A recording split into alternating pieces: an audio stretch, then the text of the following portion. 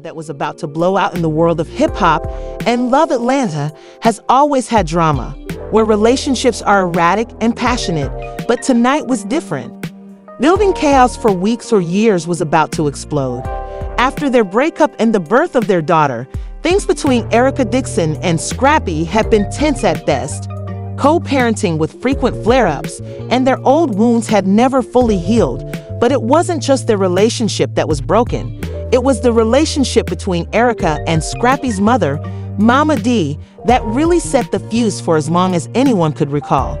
Momma Dee was proud of Erica, but the two had never gotten along. The larger-than-life personality had never been afraid to voice her thoughts on Erica's life decisions, particularly in regard to her son Lil Scrappy. She frequently and publicly criticized Erica in ways that caused more damage than anybody could see. That evening at a party hosted by one of the city's most powerful promoters, it seemed as though all the unresolved tension had finally reached its breaking point. The air was alive with music and laughter, but for Erica, Scrappy, and Momma Dee, the gathering was just another battleground. The three of them had avoided each other for the majority of the evening, but fate had a way of bringing them together when they least expected it. Erica, who was fiercely independent and protective of her family, had always resisted, but it had never been enough to gain Momma Dee's approval. Erica, wearing a stylish black dress, made an effort to enjoy the evening, but her gaze kept returning to Scrappy. There was a noticeable tension between them. Every look, every word, and every move was laced with unsaid animosity, and of course, Momma Dee was also present, making her presence known with her distinct. The first sparks flew when Momma Dee, who never holds back, approached Erica in a nearly empty corner of the venue. Her voice, as loud and brazen as ever, cut through the music. "You think you can just come around here acting like you're the only one who matters, don't you?" Momma Dee said. "Dagger, you ain't nothing but a baby mama. You ain't even with my son anymore." Already tense from Jabs' persistent passive-aggressive behavior, Erica felt the fire inside her begin to boil. "You have no idea about me or my life, Momma Dee." Erica cut me off with a frigid tone and said, "If you would stop trying to run everything, maybe you'd see that I'm trying to be a good mother to our daughter regardless of what you think." Her comments alone were enough to send Momma Dee into a tailspin. "You believe that you are superior to me and that you have authority over my son. You are nothing but problems." With a flurry of words and raised voices, the argument swiftly got out of hand. The crowd started to notice that the two ladies were engaged in a full-fledged shouting war, but it was obvious that Erica and Momma Dee's hostility had escalated to a breaking point. "She's already exhausted from months of putting up with Scrappy's mother's meddling. Don't meddle in my affairs," Momma Dee, Erica yelled, her eyes burning with rage. "You're not going to tell me how to live my life any longer, Momma Dee." Momma Dee stepped forward, chest out, ready for battle, saying, "You can't handle me, girl.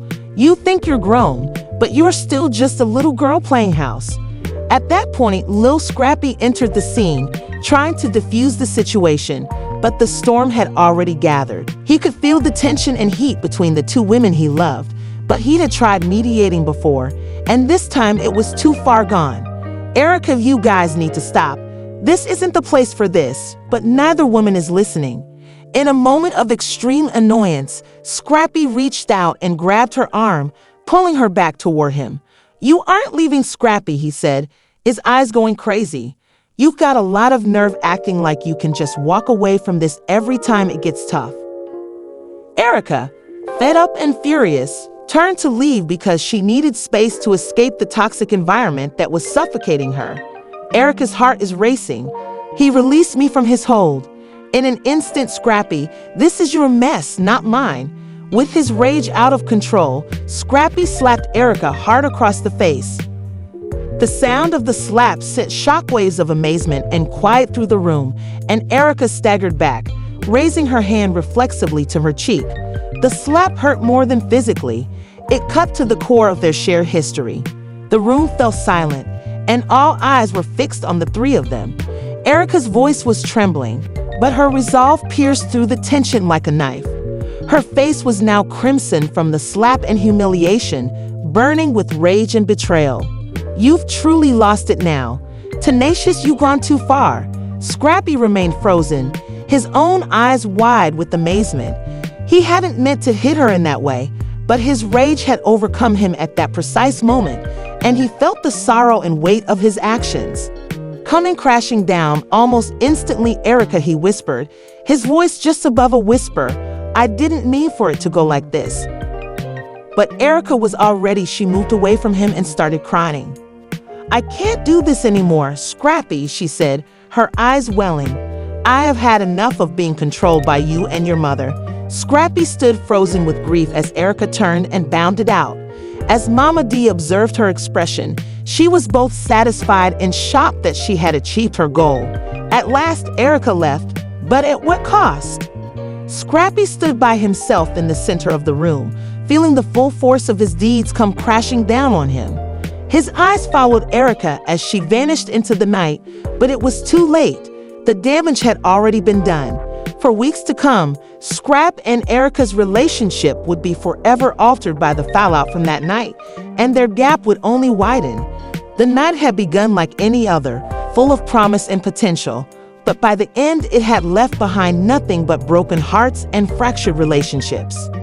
It was a moment that would haunt all three of them, a painful reminder that sometimes even love can't save you when you've lost control, when something precious has been lost. Momma Dee had always been by Scrappy's side, but even she couldn't deny that something precious had been lost.